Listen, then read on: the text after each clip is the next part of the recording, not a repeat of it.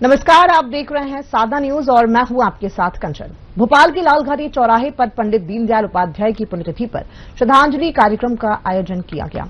कार्यक्रम में मुख्यमंत्री डॉक्टर मोहन यादव शामिल हुए। मुख्यमंत्री ने पंडित दीनदयाल उपाध्याय की प्रतिमा पर माल्यार्पण कर श्रद्धा सुमन अर्पित किए। इसके बाद मुख्यमंत्री डॉक्टर मोहन यादव ने उज्जैन के हरियाखेड़ी में 1133.67 करोड़ की लागत से आकार लेने वाली जल आवर्धन परियोजना का भूमि पूजन किया। शाम को मुख्यमंत्री डॉक्टर मोहन यादव ने दशहरा मैदान पर वन विभाग और मध्य प्रदेश राज्य लघु वनोपज सहकारी संघ के संयुक्त तत्वाधान में श्री महाकाल वन मेला उज्जैन 2026 का उद्घाटन किया।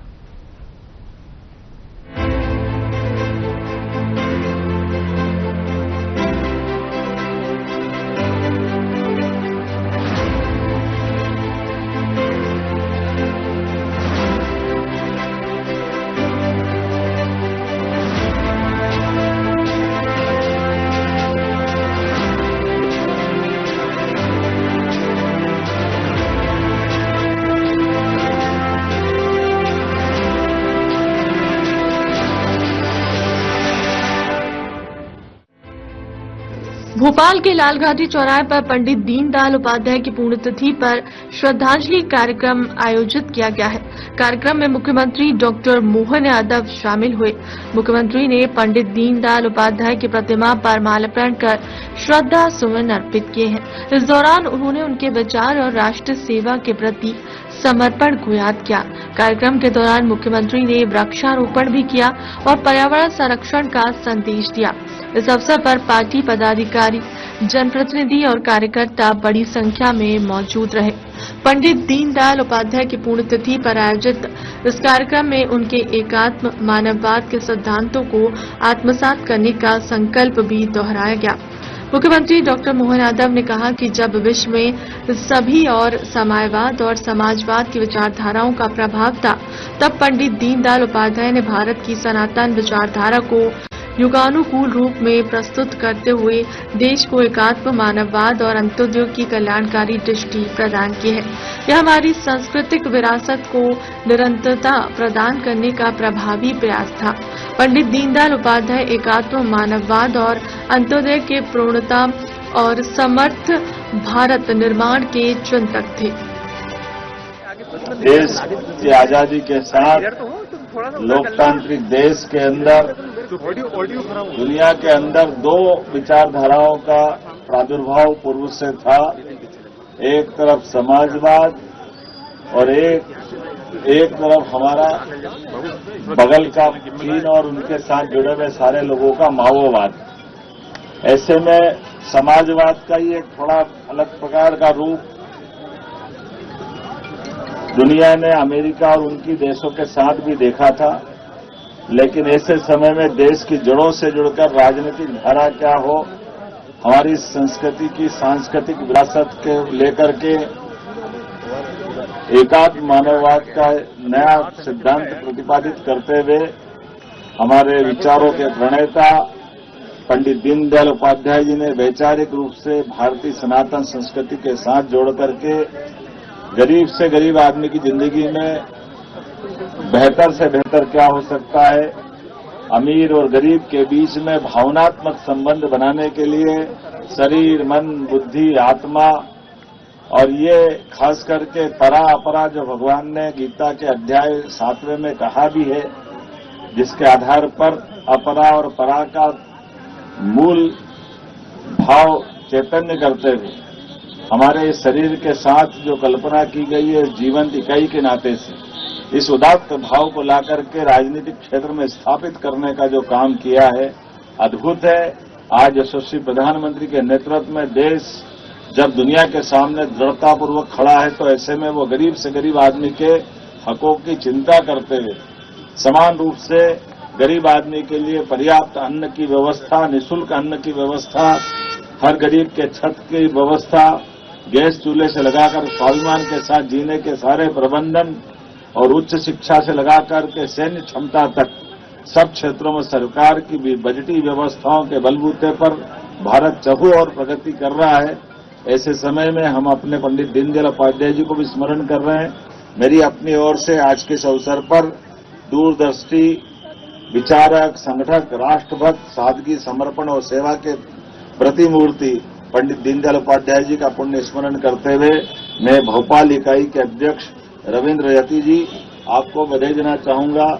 आपने भी दीनदयाल जी की भावना के अनुसार अपने अंत्योदय के आधार पर सभी प्रकार के कार्यक्रमों के साथ साथ एक पिछली बार प्रयोग किया था आपने कि अपने यहाँ के जो हमारे अपने जूते और बाकी इस प्रकार के व्यवसाय से लगे हुए व्यवसायियों के लिए उनके संसाधन देते हुए उनको स्वावलंबन की दृष्टि से आर्थिक रूप से संपन्न बनाने के लिए उनका संसाधन देने का प्रयास किया और अभी केस कर्तनालय वाले लोगों के लिए आपने किट तैयार किया।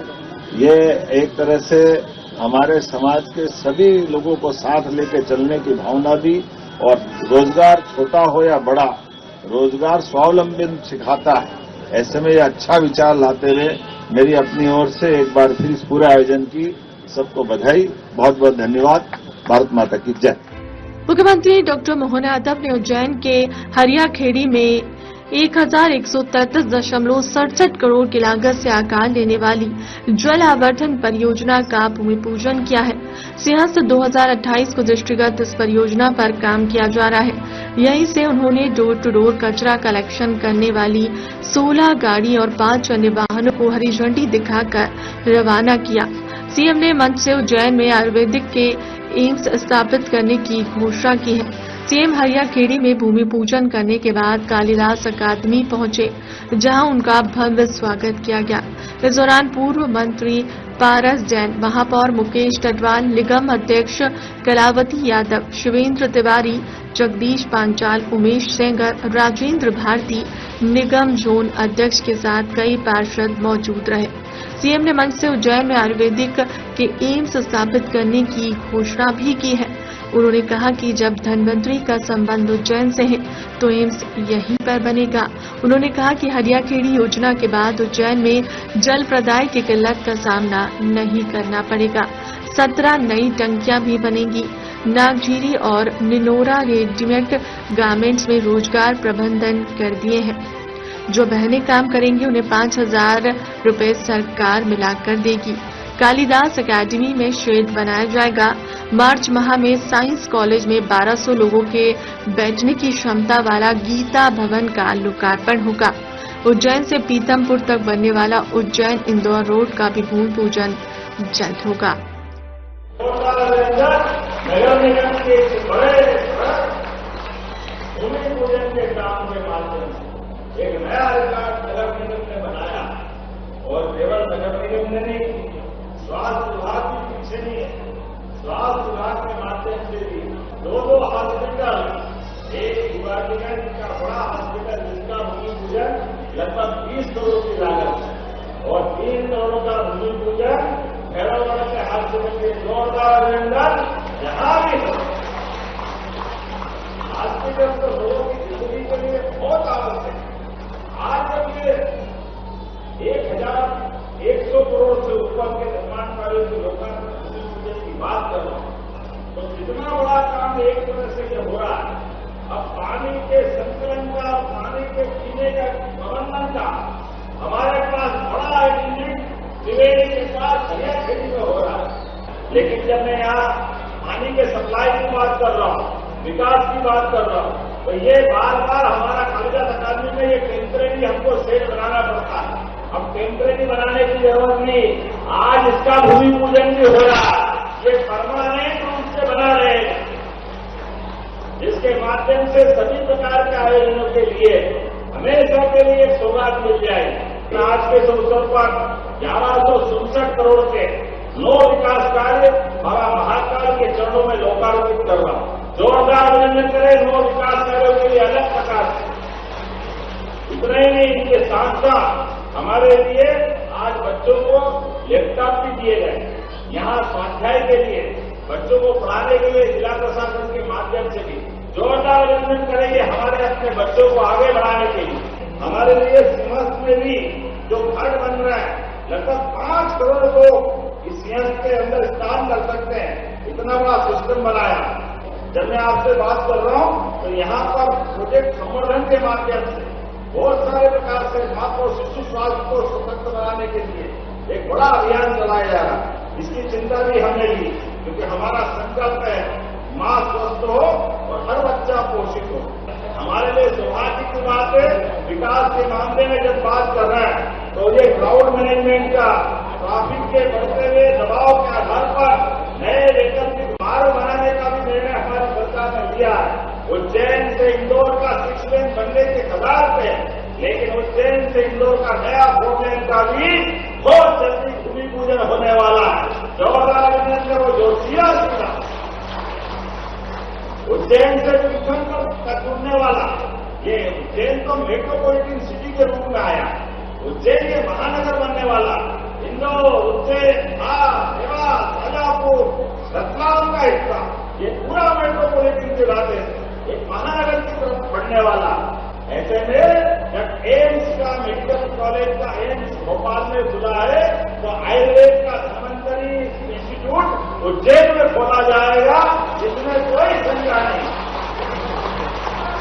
हमारे लिए ये बड़ी सौगात रहने वाली है। आयुर्वेद के बच्चे एम्स के माध्यम से अपनी प्रतिभा के बलबूते पर देश विदेश सब कुछ सेवा करें। 4 बजे बड़ा वन मेला लगने वाला, और वन मेले के माध्यम से हमारी अपनी विक्रमादित्य नगरी में विक्रमोत्सव का नया आयोजन प्रारंभ होने वाला। गुड़ी पड़वा के पूर्व महाशिवरात्रि के 4 दिन पहले बड़ा भव्य मेला लगेगा, उसका उद्घाटन करेंगे। कोई बात की सब आराम से खड़े हो जाओ अपने स्थान पर, दोनों हाथ की मुट्ठी बांधो। आपको समय मिले तो वन मेले को देखने जरूर आना, सच में बड़ा अच्छा मेला लगने वाला है। इसके माध्यम से पहली बार हमारे वाहन मेले तो लगेंगे, कार्तिक मेला भी लगता था, लेकिन औषधि का मेला, वनांचल की दवाई और वहाँ वेद और आयुर्वेद के डॉक्टर भी बैठेंगे। सभी प्रकार के वनों के अंदर जो हमारी अलग अलग प्रकार की हमारी भाई बहनों के माध्यम से वन ग्रामों में जो रसोई बनती है, उसका आयोजन भी मिलेगा। आज के इस अवसर पर एक पूरे आयोजन के लिए फिर एक बार आपका धन्यवाद अदा करता हूँ। भारत माता की जय, भारत माता की जय, बहुत धन्यवाद, भारत माता की जय। शाम को मुख्यमंत्री डॉक्टर मोहन यादव ने दशहरा मैदान पर वन विभाग और मध्य प्रदेश राज्य लघु वनोपज सहकारी संघ के संयुक्त तत्वाधान में श्री महाकाल वन मेला उज्जैन 2026 का उद्घाटन किया। 6 दिवसीय मेला 11 से 16 फरवरी तक आयोजित किया जाएगा, जिसमें वनोपज आधारित उत्पादों, पर्यावरण संरक्षण और आजीविका गतिविधियों पर जोर रहेगा। मुख्यमंत्री डॉक्टर मोहन यादव ने MFP पार्क द्वारा निर्मित प्राकृतिक होली रंग गुलाल और महाकाल स्मृति उपहार का विमोचन किया है। साथ ही वन विभाग की एक नवीन पहल महाकाल वन प्रसादम का भी शुभारंभ किया है। समृद्ध वन खुशहाल जन थीम पर आधारित महाकाल वन मेला महाकाल की नगरी उज्जैन में पहली बार आयोजित किया जा रहा है। इसके साथ ही मुख्यमंत्री डॉक्टर मोहन यादव ने वन विभाग की प्रदर्शनी का शुभारंभ कर अवलोकन किया है। साथ ही वन मंडलाधिकारी और प्रबंध संचालक जिला यूनियन दक्षिण पन्ना और वन रक्षक जिला यूनियन दक्षिण पन्ना को प्रशस्ति पत्र प्रदान किए। वन मेले में आकाशीय वनोपज संग्राहक, वन धन केंद्रों, प्राथमिक लघु वनोपज समितियां, व्यापारी गण, हर्बल और आयुर्वेदिक उद्योग के प्रतिनिधि इस आयोजन में भाग लेंगे, अपने उत्पादों का प्रदर्शन और विक्रय करेंगे। वन मेले में लगभग 250 भव्य और आकर्षक स्टॉल लगाए गए हैं, जिसमें 16 स्टॉल विभिन्न विभागों की प्रदर्शनी के लिए, 76 स्टॉल प्राथमिक लघु वनोपज समितियों और वन धन केंद्रों के लिए, एक भव्य स्टॉल विंध्य हर्बल के लिए, 5 स्टॉल लघु वनोपज के जीवंत प्रदर्शन के लिए, OPD निःशुल्क चिकित्सा परामर्श के लिए 50 स्टॉल आरक्षित रखे गए हैं। वनांचल क्षेत्र का बहुत बड़े एक तरह से राज्य का 1/3 हिस्सा वनांचल से आच्छादित है। ऐसे में आदिवासी जनजाति, वनवासी जनजाति और सभी वर्गों के कल्याण के लिए वन औषधियों के आधार पर उनके उत्पादों को ठीक से बिक्री मिले, उनको आजीविका में मदद मिले, आर्थिक रूप से ताकत मिले, इसलिए वन मेला बीते समय से भोपाल में आयोजित किया जा रहा था। अब इसको बाकी राज्य के हिस्सों में भी लगाने का निर्णय किया है। इसलिए महाशिवरात्रि के पावन पर्व पर उज्जैन में बहुत बड़ा एक तरह से यात्रियों का एक मेला लगता है। बड़ी संख्या में विक्रमोत्सव के दरमियान भी यहाँ कई प्रकार के आयोजन होते हैं। ऐसे में वन औषधियों का 4 दिन का मेला 12 से लेकर 16 फरवरी तक दशहरा मैदान पर लगाया जा रहा है। यहाँ हमारी एक तरफ वन औषधियां भी है, इसी प्रकार से औषधियों के साथ वन उत्पाद भी यहाँ प्रदर्शित किए जा रहा है। शहद की भी विविध प्रकार के अलग अलग क्वालिटी के साथ स्टॉल, अलग अलग स्वयं सहायता समूह और कई हमारे आदिवासी अंचल के भाइयों बहनों द्वारा प्रदर्शित किए जा रहे हैं। बांस के अद्भुत खिलौने और खिलौनों के साथ साथ लकड़ी के विभिन्न प्रकार के खिलौनों के साथ अपने दैनिक उपयोग के सोफा सेट, डाइनिंग सेट, अलग अलग प्रकार के फर्नीचर, ये कई रचनाएं देख करके मन खुश हो जाता है और वो केवल यहीं मिलेगा। मैं आज के इस अवसर पर इतना ही बोलना चाहूंगा कि हमारे अपने उज्जैन और उज्जैन आने वाले सभी यात्रियों के लिए ये 4 दिन का समय अद्भुत रहने वाला है। मेरी अपनी ओर से हमारे सभी मंच पर उपस्थित अतिथियों के सहित हमने उद्घाटन भी किया, अलग अलग प्रकार के आनंद भी लिए और आपके माध्यम से अपील करना चाहता हूं कि आइए हमारे आदिवासी अंचल भाई बहनों की आजीविका बढ़ाने के लिए और इन वन औषधियों की जो लाभ मिल सकते हैं, यहाँ पर अलग अलग प्रकार के वैद्य भी बैठेंगे, आयुर्वेद की दवाइयों से जुड़े हुए चिकित्सक भी बैठेंगे, मरीजों की जांच भी करेंगे, जिस प्रकार का उपचार दे सकते हैं वो उपचार देने की निःशुल्क व्यवस्था भी की गई है।